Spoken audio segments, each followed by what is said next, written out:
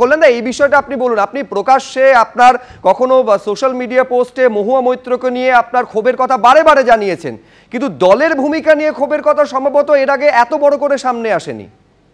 না, আমি আজকে করছি। দিদি যখন বলেছে যে আমি কোঅর্ডিনেশন ঠিকমতো হচ্ছে না মানে তো আমি দোষী। দিদি বলেছে যে এর আগে যে সমস্ত স্পিচ দেওয়া আছে তাতে নাকি দিদির সঙ্গে কথা বলা হয়নি, এটা তো ঠিক নয়।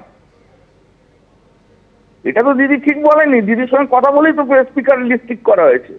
আমি তো কোনো অন্যায় কথা মানতে পারবো না। আমি পারবো না, তাতে আমার রাজনীতি ছাড়তে ছেড়ে দেবো।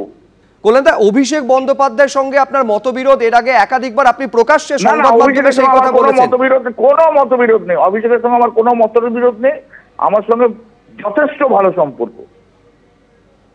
পুরনো 4 বছর আগে কি হয়েছে ওসব ধরে টেনে তোলে আপনি। আমার সঙ্গে অভিষেকের যথেষ্ট ভালো সম্পর্ক। অভিষেক এসছে বলে আমি সরে গেছি, এটাও ঠিক নয়। মহুয়া মৈত্রর সঙ্গে আপনার যে বিরোধ বারে বারে প্রকাশ্যে এসেছে, দল আপনার পাশে দাঁড়ায়নি, আজকে সিদ্ধান্ত নেওয়ার পেছনে সেটা কি একটা কারণ?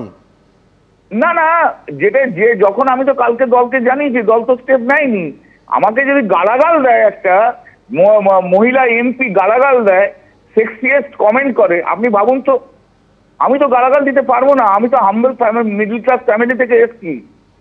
আমি তো আমার ডিগনিটি, আমার কালচার তো নামাতে পারবো না।